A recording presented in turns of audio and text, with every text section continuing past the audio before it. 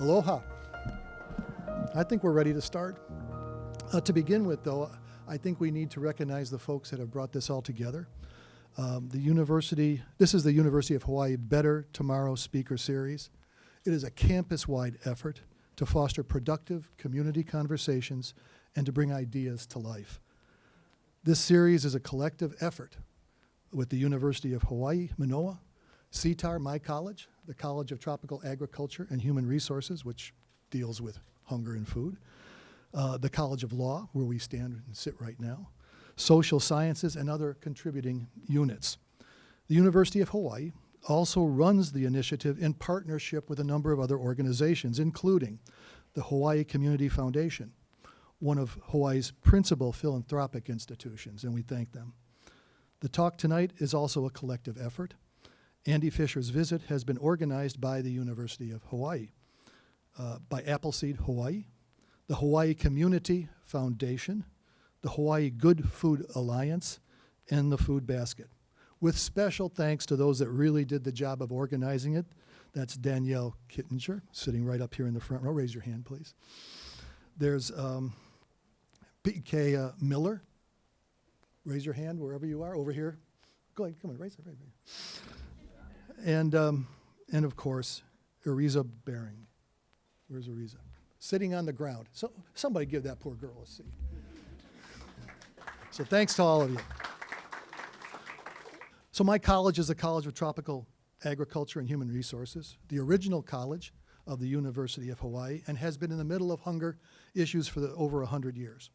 We're a leader in promoting food production and nutrition in the state. We do this through our diverse programs, such as the Expanded Food and Nutrition Education Program, a federal program, the Supplemental Nutrition Assistance Education Program, SNAP-Ed, if you know it by that name, another federal program, our 4-H program in human nutrition.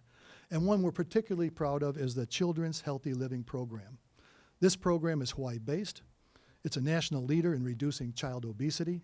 And most importantly, it focuses on Native Hawaiian and Pacific Islander populations. Enough about my college. Now we're into the night. It's my pleasure tonight to introduce Lieutenant Governor Josh Green.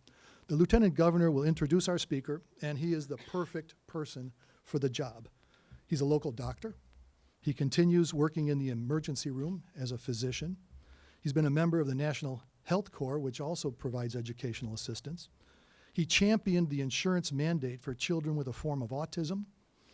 He helped raise the legal age to buy tobacco and e-cigarettes in this state. And he's now involved as Lieutenant Governor in chronic homelessness, which is involving mental illness and addictions. In science, we look for patterns in the natural world. The pattern you see through the Lieutenant Governor's life is a pattern of caring about people and their problems. So it seems right that we introduce our speaker, who will talk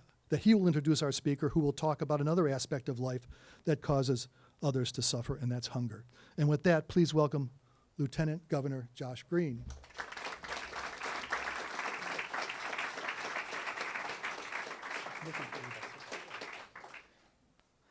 Aloha, everybody. So we're honored tonight to have a special speaker. We are sold out tonight. This is fabulous. Much to your credit, Andy. Andy Fisher is going to he's going to enlighten us tonight. I think this is going to be a special talk. And frankly, anyone who uses the words unholy alliance in the title of his book is good in my book. So I'm excited about this. Andy grew up actually not far from where I was lucky to grow up. He grew up in Youngstown, Ohio, which is just across the border from Pittsburgh, where I come from. So I felt kind of an early kinship and had some sense of what his upbringing might have been like before he went off to California to become a scholar. And he has seen struggle. He's written about it. He's digested it. And I think a lot of it comes out in his text, which is extraordinary. So we're honored to have him tonight. There's no doubt in my mind that we're seeing an incredible struggle in America right now. The inequity of resources is profound, especially in a country as rich as ours, and I think it's hard to believe that anyone in our country could be allowed to go hungry. We're facing the greatest income gaps in history, maybe I guess since the Gilded Age, and that gap continues to grow. And I think that a lot of the reflections in his work and in work that we're all interested in, we're here in the moot court where we try to fight for people's justice. It's really no coincidence tonight that we have this special speaker. We're especially hit hard in Hawaii. Our cost of living has 14% of our population living under national poverty lines. We have 160,000 people in our state who struggle with hunger. 50,000 are keiki. Fighting hunger isn't about making sure people just have access to food. It's about some kind of justice, I imagine. But I'm really looking forward to hearing what Andy has to say about this matter. These are deep-seated institutional ills, and he takes on corporations, and he assesses their impact in this area. So I think it will be fascinating tonight. How do we combat poverty and hunger? Do we raise the minimum wage? Do we provide real working conditions for people that are civilized? Do we make college free? Do we invest in alternative energy? Tonight there was an almost interminable Democratic Party debate where we talked about a lot of those things, and it was interesting to see some of the people that I have been focused on wrestling with that. But fighting hunger isn't just about feeding them, Andy will tell us, feeding people. It's about elevating people, and that's why I'm excited. He's been a leading source, leading resource, in the food justice movement for not a short time, for almost 2.5 decades. His background: co-founded the Community Food Security Coalition, which is a national alliance of groups that work on food access. And it might not be exactly what you think, which is quite extraordinary. He championed the passage of legislation at the federal level, including creating something that we benefited from here in Hawaii, the Community Food Projects and Farm to School Grant Program. We have some of those grants here in Hawaii. He was able to visit them and be an expert advisor to them, even in just the last couple days. So his work has reached very far.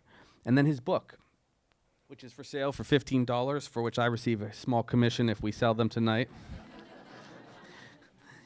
called Big Hunger: The Unholy Alliance Between Corporate America and Anti-Hunger Groups. It was published by the MIT Press, and it's special. In it, Andy's going to talk about his thesis about the hunger industrial complex and how that cycle of corporations, large ones, finance anti-hunger groups, and it perpetuates a cycle, he's concerned, that creates a different attitude perhaps than will solve the problem. So we're going to really learn tonight, and I'm just excited to have him. He has a 16-year-old who is a Stalinist, which is a unique thing to have, and he has a Canadian daughter, which is probably a great thing to have. But he's got a great deal of vision, and so we're all lucky to have him. So if I could call you up, Andy, it would just be great to hear your talk.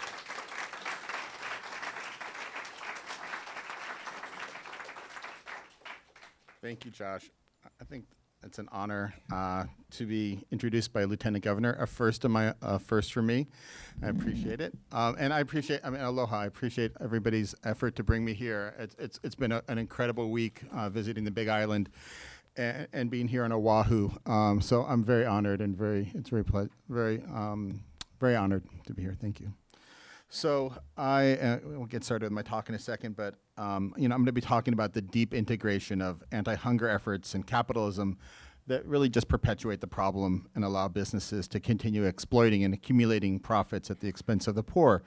So maybe I should start it as if I'm in a courtroom. So ladies and gentlemen of the jury, I present you with evidence on why we need to change the way we address hunger. I had to do that, I'm sorry. Okay, so I'm going to start with a slide here. I like to flatter myself and think I ask dangerous questions. So this is a quote from a well-known Brazilian archbishop, liberation theology archbishop, who says, "When I feed the hungry, they call me a saint. When I ask why they have no food, they call me a communist." So that is obviously a dangerous question to be asking in Brazil for him. So this is my Stalinist son. When he was not, and when he was a lot cuter than he is now. He's now 16.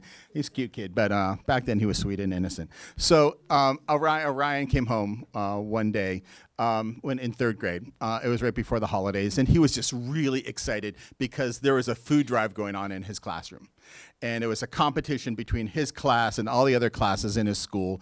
And the class that raised the most food and raised the most money was going to get a pizza party. And that is like the perfect way to mobilize a third grader if anyone's got kids. So he's going through the cupboards, stripping the cupboards, looking for the heaviest food he can find. Because it's all about the weight. So, my wife gives him a few things. He takes it off to school. He's happy. A week goes by, and I'm on my way out to the grocery store, and he's like, Dad, you gotta get me some heavy food. I'm just like, okay, Ryan, sure. So I'm at the grocery store, and I'm thinking, well, what could I get him? I could get him a 2-liter bottle of soda, right? Because that's heavy, and it's also cheap. So I didn't. I got him some cans of beans.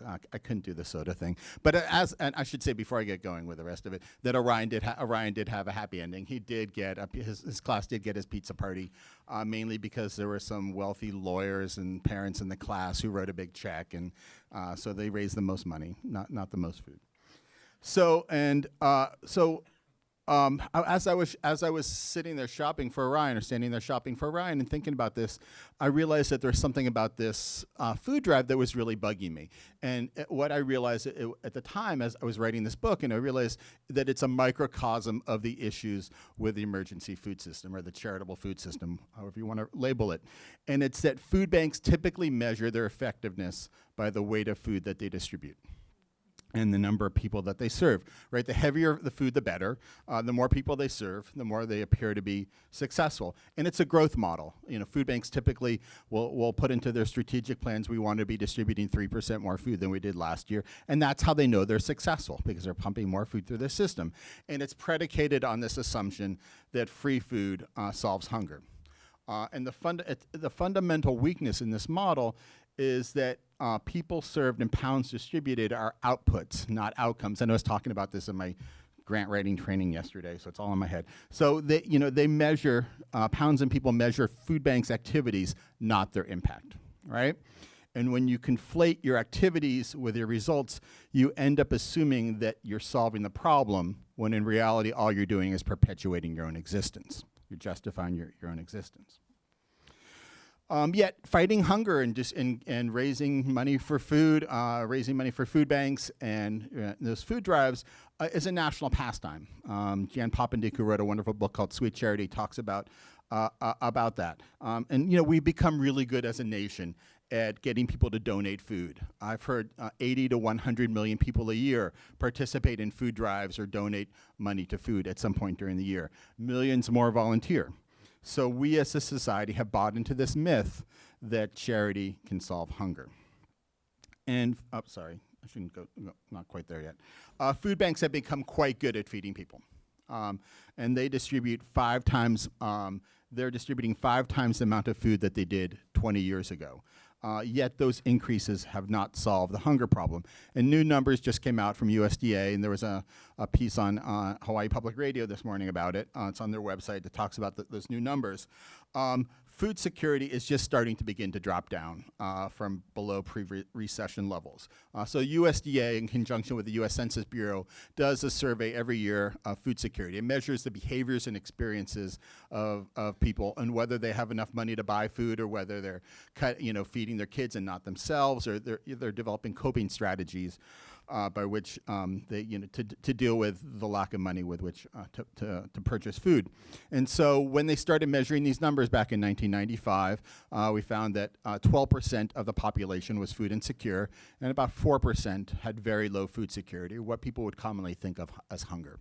And so those numbers, as you can see from this chart, these numbers go up and down with the economy. In 2007, those numbers soared because the economy went south, and they've been steadily going down since then. But they're at the same point as they were, pretty much, a little bit better than they were in 1995. And this is not what I would call progress over that 23-year period. This is what I would call treading water. We're stagnating. It makes you think about how bad things are going to get when the next recession hits. If this is the best we've done through this robust recovery, or supposedly robust recovery since 2010 or so, to get down to just a little bit better than we were before that recession, what's really going to happen when the next economic downturn hits? So let's get real. Those cans of beans that I bought for Orion's food drive aren't going to really solve the problem. They're going to help a family out, which is great. I mean, it does good. but they're ultimately a Band-Aid. And they're a Band-Aid on a stage 4 cancer.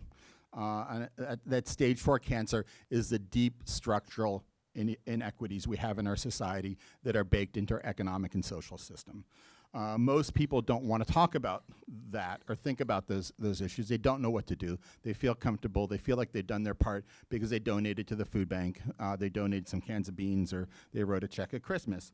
And they don't want to think about it, especially if they have some skin in the game. So charity is good, but it's not justice. It's what we do when there is no justice.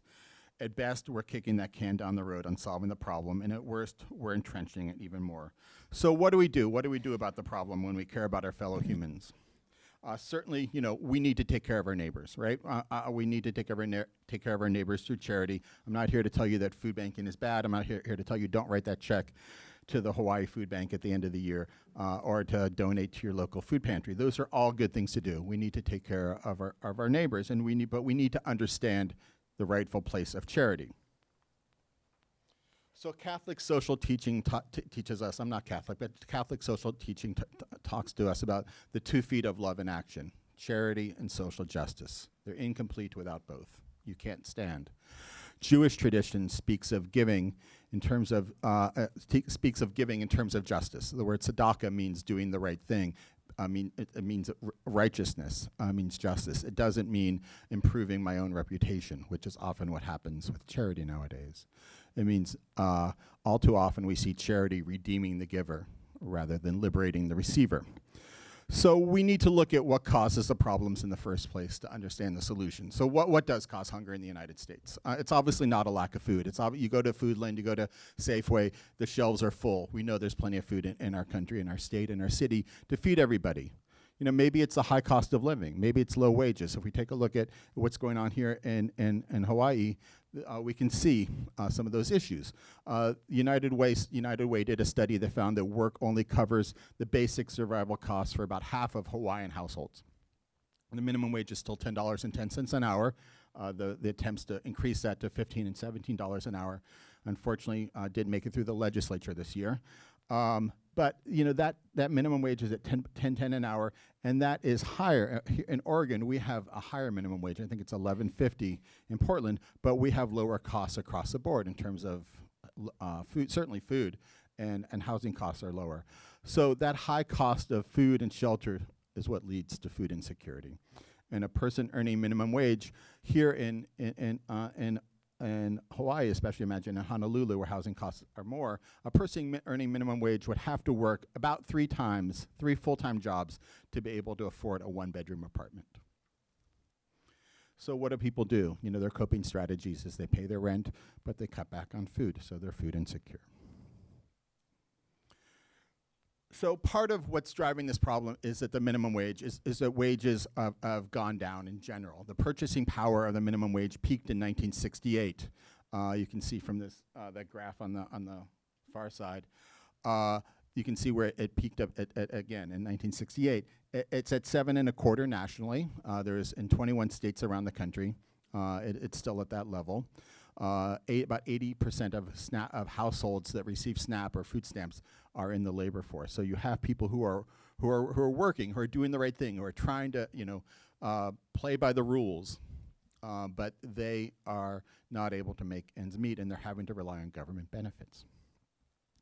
So it's the working poor who are food insecure, and it's the sectors that are earning minimum wage or near minimum wage are those that are predominate in Hawaii. Tourism-oriented service sectors, like the food system. You can see from this chart on the right, restaurants and other food services have some of the highest percentages and numbers of individuals who are earning low wages. So Hawaii is especially vulnerable to this issue, even though you have a low unemployment rate here. So you start peeling away layers of this onion, and you find that hunger is a symptom of poverty. It's not just it's not just the high cost of living, but it's a symptom of poverty. It's a symptom of not earning enough money, which in and itself is linked to a lack of political power. And that lack of political power is why we don't have a good educational system a good enough educational system, why there isn't enough affordable housing, why there isn't universal health care, why we don't have a strong minimum wage, and all the other factors that are leading to hunger and poverty in our country. Unions have been on the decline for the past 40 years, and some analysts have traced about a quarter of poverty rates to the decline of unions. So the power that people have to organize collectively at work, the decline of that power has affected their has affected their pocketbooks. Oops. And so if you do dig deeper and you start digging into this issue, at the root of hunger, you're going to see not just our economic system, you're not going to see just poverty, but you're going to find racism. You're going to find that African Americans have a higher poverty rate, higher food insecurity rate than whites. Same thing as I understand with Native Hawaiians. You're going to find sexism. You're going to find that more women, especially single moms, have higher rates of food insecurity and poverty than men. You're going to find other forms of oppression and exploitation that are all linked to our system. So then the question is, instead of throwing some cans of beans at it, instead of really trying to address that and putting a Band-Aid on that, why shouldn't we be addressing these more deeply rooted and structural issues? Maybe even working with food insecure communities to help them build political power. Oscar Wilde, who from the Irish playwright from the 19th century, if you remember the importance of being earnest, you might have read that in high school or college. He had a great quote. He talked about the proper aim is to try and reconstruct society on such a basis that poverty will be impossible. So fundamental changes in the way our system is structured. But we're not doing that, right? We're throwing cans of beans at the problem. So what's happened in our country is that charity grows by leaps and bounds, especially since the early 1980s. So what happened at that point? So what happened at that point is that we had a deep recession. We had a perfect storm. We had a deep recession. We had cutbacks in social welfare programs under President Reagan when he came in. We had high rates of high unemployment rates. And so what we saw was in places like Youngstown and Pittsburgh and Cleveland and all around the country, we saw a response that was organized by churches, by unions, by civic associations, by neighborhood associations to address what they considered to be a social emergency. And it was, hence we think about those, we still use the term the emergency food system to some degree. And people started organizing. They started taking this incipient model of food banks that had been developed in the 1960s and 70s and started to replicate them in their community to address that immediate need. So we now have 200 food banks in the country, 61,000 food pantries that serve 46 million people with about $5 billion worth of food. So that link, so interestingly, so I'm gonna go back, as Josh said, he's from Pittsburgh. I grew up in Youngstown, kind of both steel towns. Interestingly, the rise of the Rust Belt, I know we're far away from there, but the rise of the Rust Belt in places like Pittsburgh and Cleveland and Dayton and Detroit and Youngstown was paralleled by the rise of the emergency food system. I don't think that's a coincidence. I think, oops. My slides are out of order. I don't think that's a coincidence. I think that the emergency food system and the emergence of the Rust Belt are both related to public sector disinvestment in communities. They're both products of what's called neoliberalism that reinforce the privatization of solutions to social problems, that allows the government to abdicate or to redefine social problems as being issues and burdens for the private sector, corporations, and nonprofits to address, what's become known as a shadow state. So as I said, at last count, we had this huge numbers of food banks and food pantries and soup kitchens that are serving that have become essentially a huge Band-Aid industry that we've created. And if you talk to people, if you talk to the folks who worked at the beginning of this of this field in the 1980s, you will find that nobody expected to be doing this work in 2019. They expected that it would last for a few years, people would get over the hump, and they would get another job, and things would go back to normal. But that is not what happened. That's not what happened. It's become institutionalized. But there's a flip side to this too. 46 million people is a lot of people. 80 to 100 million people who donate or who volunteer at food banks, that's a huge constituency.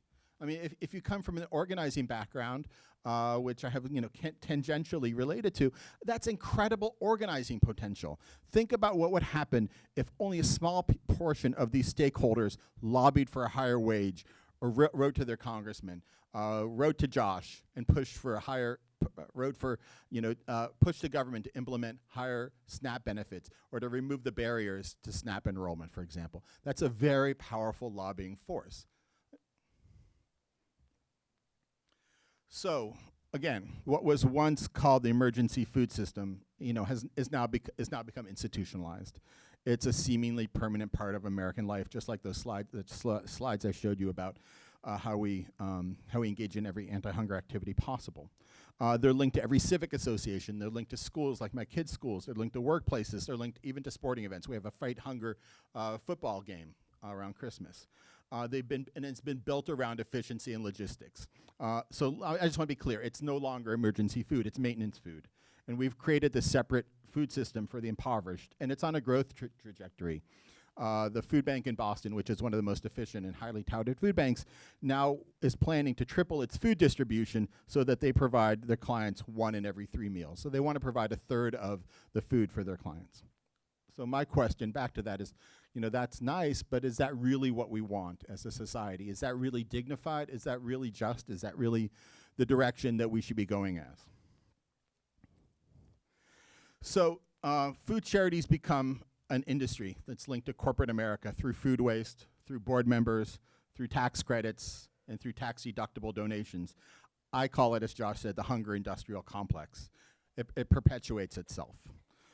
And that hunger industrial complex, I believe, is one of the key reasons why we don't get at those root causes, why we're not following Oscar Wilde's advice. So I wanted to show you a few of its manifestations. And the first one is who's on the board of food banks.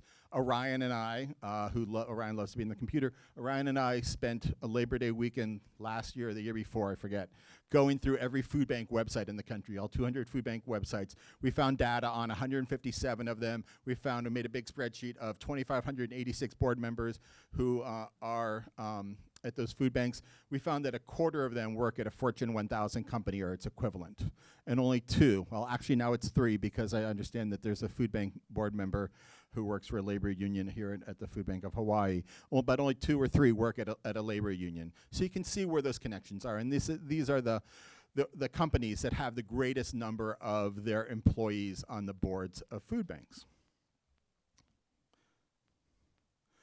And this is one thing that holds us back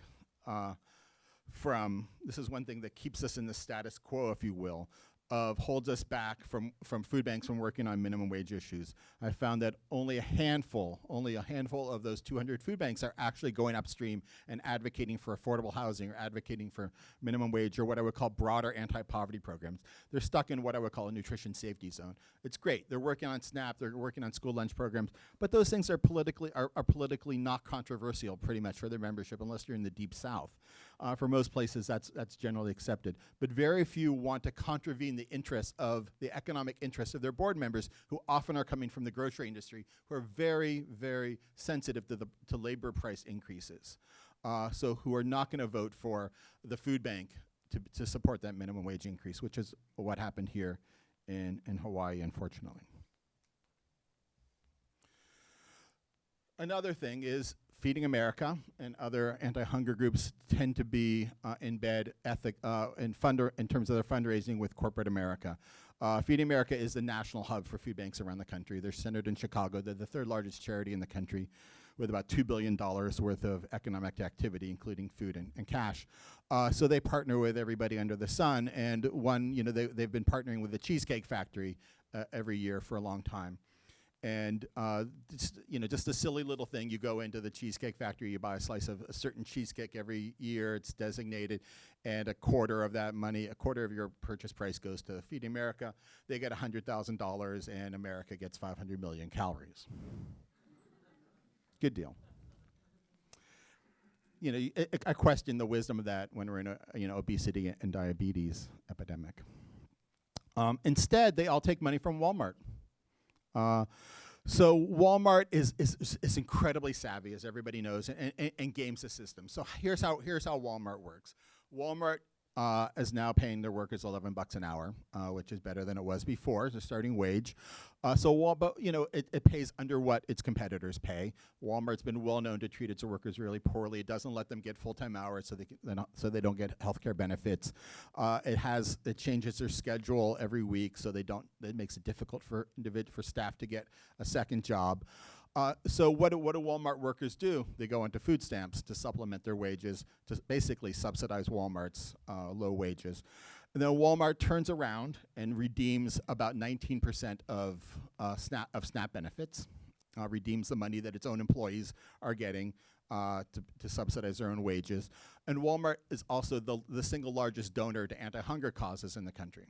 So in 2010, they made a commitment of $2 billion in cash and product to anti-hunger groups. They've well exceeded this, as you can see from this slide. They get a 25% tax deduction for the cash they donate. They get a tax deduction above the wholesale value for the food that they donate. They don't have to pay as much garbage disposal fees, and they get more importantly, they get a heck of a lot of earned media. Every time Walmart donates $100,000 to the Des Moines Food Bank, there's an article in the Des Moines Register touting them as a good corporate citizen, and there's the CEO of the Des Moines Food Bank saying, we love Walmart, thank you. So Walmart games the system. Walmart, here, just to kind of codify this a little bit. So Ohio is the only state that I know of that publishes data on where SNAP recipients work. So 13.5% of Walmart employees in Ohio receive SNAP. I extrapolated that and said, well, if Ohio is representative of the rest of the country, it's supposed to be kind of middle America, about 200,000 Walmart employees receive SNAP. You cost that out, the average, that's costing taxpayers $618 million a year just for Walmart. We're subsidizing Walmart's low wages by $618 million a year just for SNAP. That doesn't include Medicare and other social benefits. So I want to show you a video that kind of embodies this partnership, and I'm going to ask you to tell me what you see in this video in terms of the food that is being promoted. This is something that aired last year and the year before on television. What would you do if I sang out of tune? Would you stand up and walk out on? Oh, baby, how all I need is my baby. I'm gonna tell you.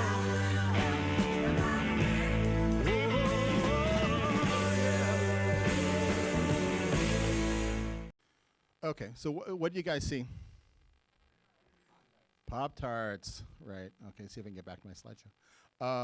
So processed foods. Yeah, so, again, to me, it gets into these ethical issues about promoting Pop-Tarts. And it's one of these promotions where if you spend it, you go and you buy Pop-Tarts at Walmart during that time period, a nickel of your purchase price goes to Feeding America. And it ended up being $9 million, ends up being a lot of money. But it's something that's promoted by, as you can see from that slide, all these manufacturers. So it's the type of what those connections, those tight connections between the anti-hunger industry and the food industry that is going on. So another place where another way that I think is a little bit more insidious that this takes place is through pork production. So I was just speaking at a conference in North Carolina. We did a workshop about the politics of food donations, and we brought in this woman from a group called RAFI USA, who talked about, who works on some of the issues in rural North Carolina about what's going on there. And so it's fascinating. It's a fascinating conundrum. So you've got Smithfield, which is I believe it's the world's largest pork company, or at least the United States' largest pork company. That is cited its CAFOs, its hog factories in rural North Carolina and primarily African American communities because they're powerless, and it is operating. And each CAFO has these massive hog waste lagoons, like this picture here, of the kind of the pinkish water, that is incredibly toxic and incredibly harmful and noxious to its neighbors. So you've got lawsuits numerous lawsuits that have been going through the North Carolina courts, 3 of which have been settled in the favor of the residents, claiming that Smithfield is really is harming the health of the residents. And if you got Cory Booker, I'm not a huge Cory Booker fan, but Cory Booker, talks about these practices of Smithfield as being environmental racism. They're preying on poor people and taking advantage of their powerlessness to cite these hog factories in these communities where they don't have a lot of power to respond. So at the same time, you've got Smithfield going around to virtually every food bank, or 48 states, and I don't think, I looked at a map, they haven't come out to Hawaii, but they've gone to 40-ish states, 48 states, and donating pork to food banks in those communities. And it's a PR campaign. The CEO of the food bank is coming out and shaking the hand of the representatives of Smithfield, and being very grateful that tens of thousands of pounds of pork, which the food banks need and appreciate, but it's whitewashing the image. It's reputation image washing for Smithfield, which is through that process is able to cleanse its reputation, is able to appear as a hunger fighter rather than a company that is causing damage to rural communities. So the question we were grappling in North Carolina is, can food banks reject that food and organize and mobilize their own constituents in support of the folks in North Carolina? So another way this takes place is through industry lobbying for the SNAP program.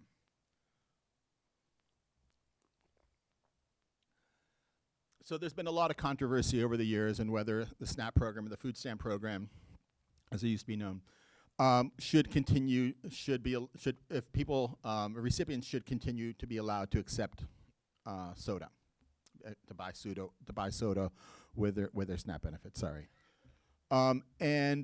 there's been a lot of lobbying in between the soda industry and the anti-hunger industry on this issue, and coalitions have been formed, and they've continued to support that ability. And there's lots of good reasons on one side or the other. But the point I want to drive home today with this slide is I looked at Senate disclosure databases, and I found that in the last Farm Bill, the 2018 Farm Bill, looked at 2 years of lobbying, and I found that there was $171 million worth of lobbying for the SNAP program, of which $128 million came from the food industry. And it came from some surprising places. I've been looking at this data over a few years, over previous cycles, and what's new in this is not the food retailers, because it is a huge part of their sale. It's not the food processors.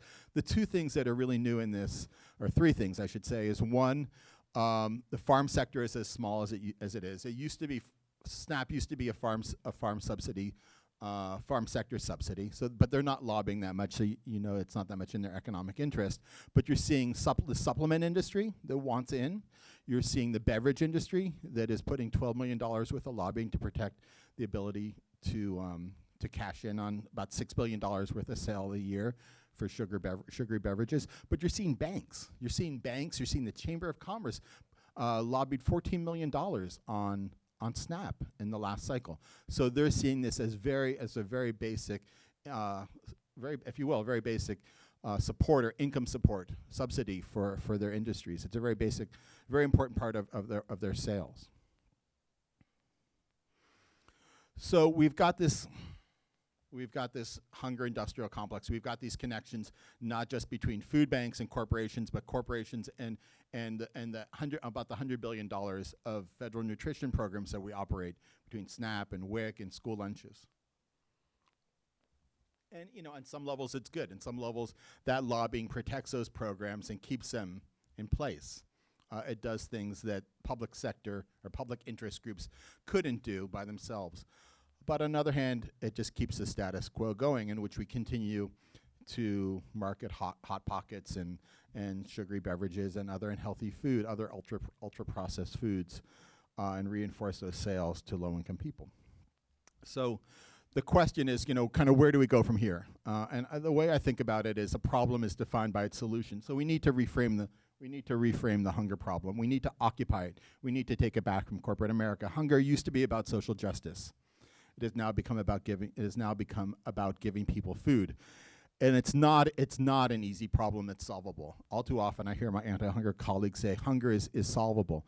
Yeah, it kind of is on a very temporary and easy basis. And I get it. We live in a polarized society, and we need things that everyone can agree on. Hunger is universally immoral. Every religious tradition will agree upon that. It is. You'll find very few people in this country who will say that people deserve to be hungry. That is generally not a position that anyone will take. But the question is, so then what solutions are we agreeing upon to address that issue? Are we agreeing upon charity? Are we agreeing upon justice? What equally or more importantly, we need to reframe that solution. So I wanted to provide a few ideas of what those solutions might be. So the first one over, I should go back, sorry. The first one is around wages.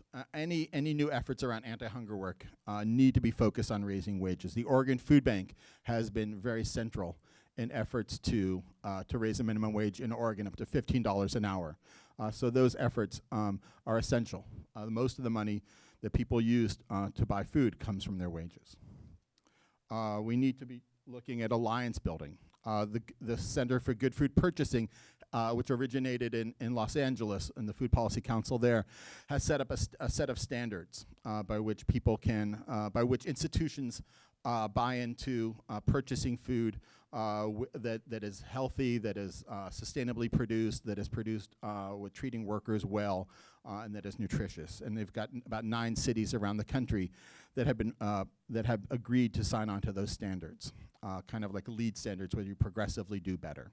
So it's a way to build connections between environmentalists, between farmer groups, and between anti-hunger groups. We need to be organizing. This is a wonderful, Freedom 90 is a wonderful union of food bank volunteers in Ontario, Canada, in which the little old ladies who were volunteering at the food pantries were kind of tired. You know, they're 60, 70 years old. They're like, I'm done. I don't want to be doing this anymore. But I'm committed to my community. So they formed a union and of food bank volunteers. They call themselves Freedom 90 because they want to retire by the time they're 90. And their demands are, you know, double our wages or cut our wages or pay us nothing. We don't care. We're volunteers. So they're advocating, and they're putting pressure on the province of Ontario to develop universal basic income, to be increasing social assistance programs. So these are kind of, you know, these are real people. They're not advocates like myself or Danny. They're folks who are, you know, in the trenches, and they're folks that our Lieutenant Governor and his colleagues will listen to, because they are, you know, they're not paid professionals. So we also need to be developing leadership.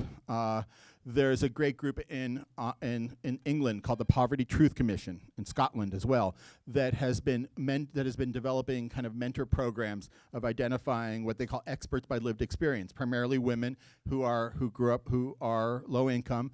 They've been pairing them up with politicians. So the politician gives them advocacy training on how they can be better advocates, but they turn around and bust the myths for the politicians and tell them what life is really like to be poor. Yes, they know how to cook.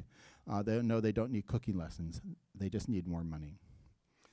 And then the final thing on this kind of set of recommendations is that we need to be focusing on local agriculture and resilience.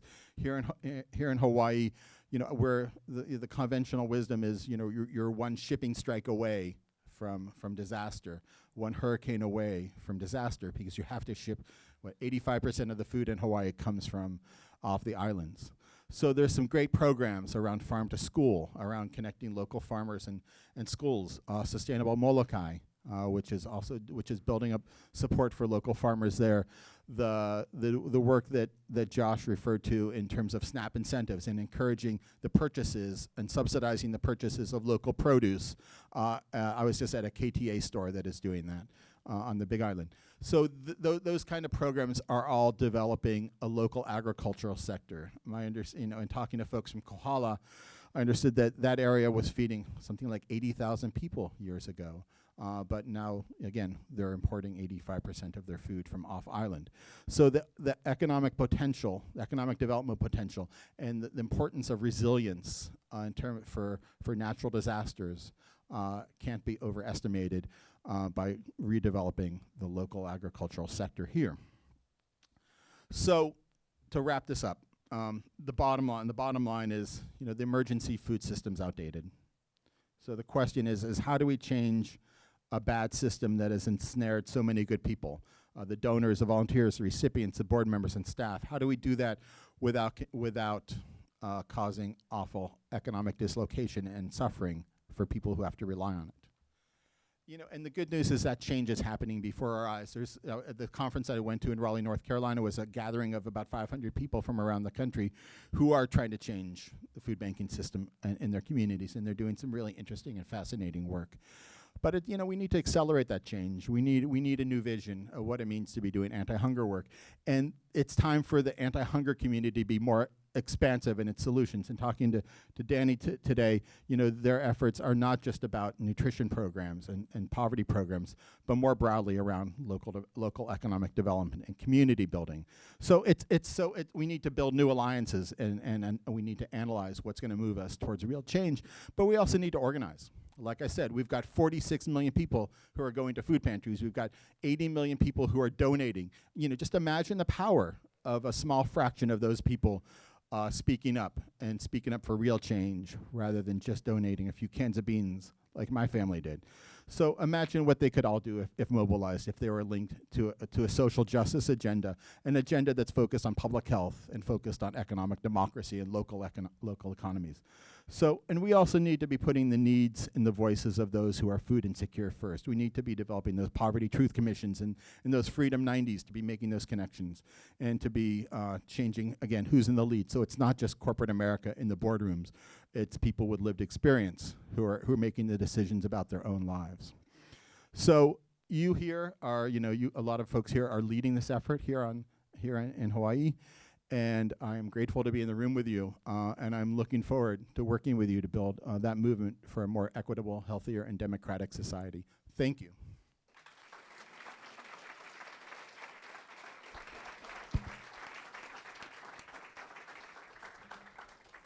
Thank you so much, Andy. Can you guys hear me?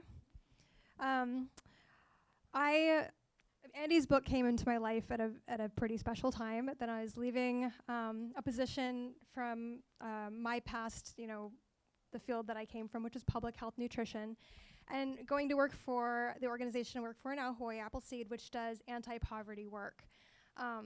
So it was the perfect time for me to read a book like this and to understand the way that the anti-hunger community has operated historically and how it's kind of lost a little bit of its way in understanding the root causes of how we're really going to help people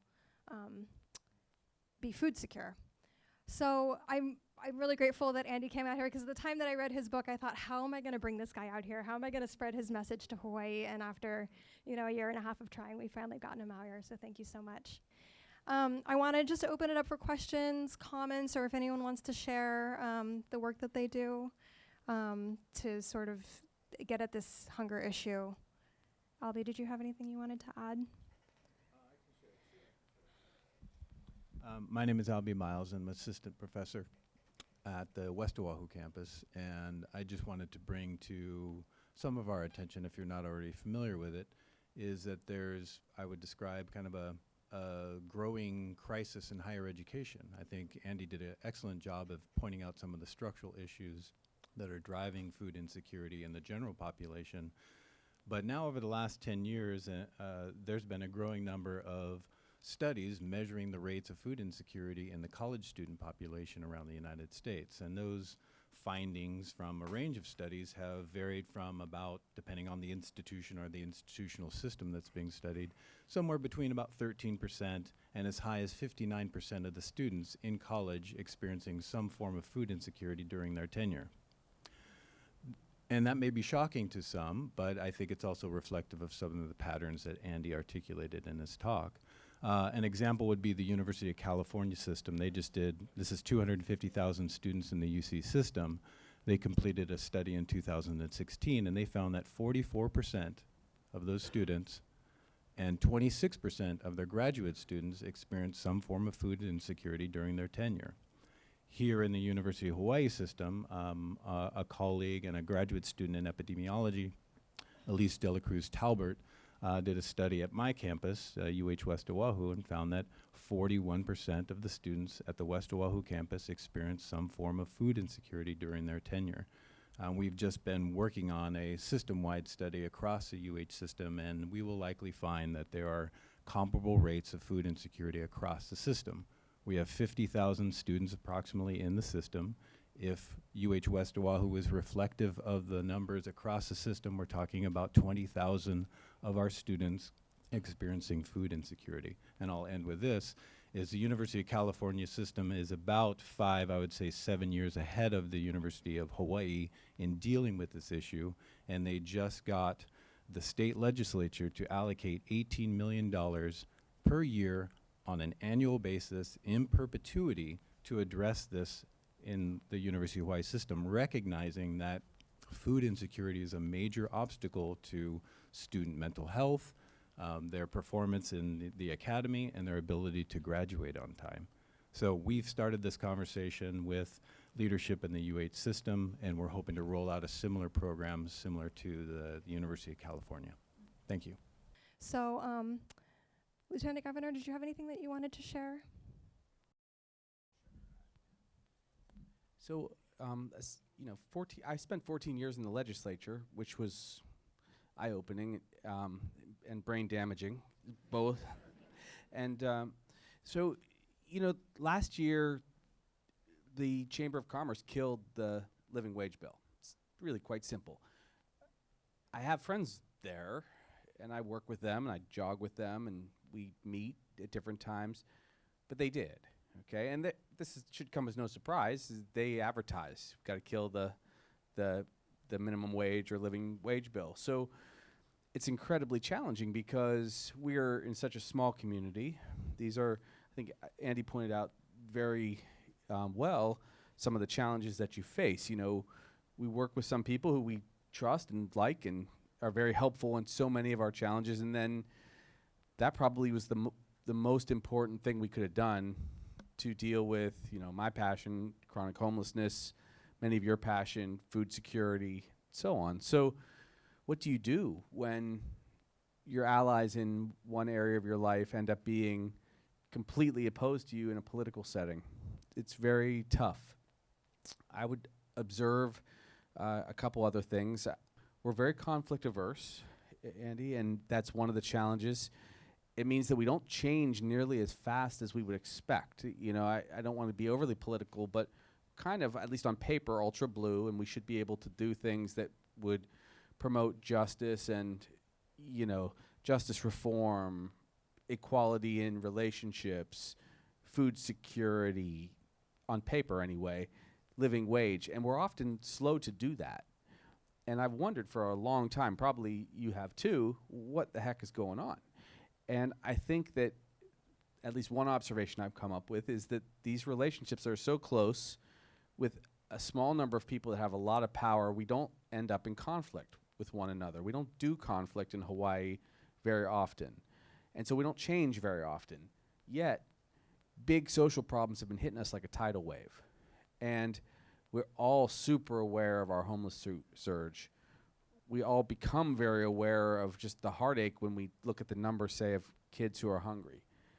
And we wonder why we haven't fixed the number of people in prison over drug consumption rather than doing rehab. And a lot of these problems keep resonating.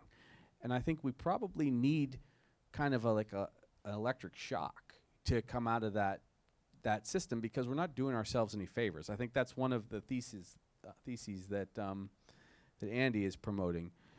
Now, I thought your talk was very interesting and very provocative too, both, because I participate with Food Bank. I love participating with it, right? And I deal with people who are in poverty because I'm in the ER, and people go to the hospital in the ER when they don't have a doctor and they don't have time. So they work 2 or 3 jobs, and it's a Band-Aid too. The ER itself is a Band-Aid. We put Band-Aids on people for $1,500. It's a stupid system, right? But I'm aware that we still need ER doctors because the very people that are unable to access other services end up availing themselves of it. So it just made me think about a lot of things. And I guess I'll hand the mic back over to Andy, because it's these observations that make me wonder, what will it take for us to either take that leap of faith and do the structural big things to make society better, or will we go on like we have? So, this is working, right? Okay, so, it's really interesting. I didn't think about this, about you being an ER doc until just now you said that. But, if you think about our healthcare system, you don't want to just create a healthcare system that all it has is emergency rooms and it doesn't have chronic care, right? You want to have a whole range of services and infrastructure to address people at all needs of intervention within that healthcare system. But that's kind of not what we're doing with hunger efforts. We're building all these emergency rooms, and if you want to call them food banks, that's the same. To me, it's the same thing. They're emergency rooms that are dealing with the acute needs that people have in getting some food to get them through the end of the month till their next check comes. But we're not dealing with the chronic issues. We're not dealing with the cancers and the heart diseases and the diabetes and all those other kind of chronic diseases that people are having, literally and figuratively. So. All right, one more round of applause for Andy. Thank you so much. And thank all of you for coming.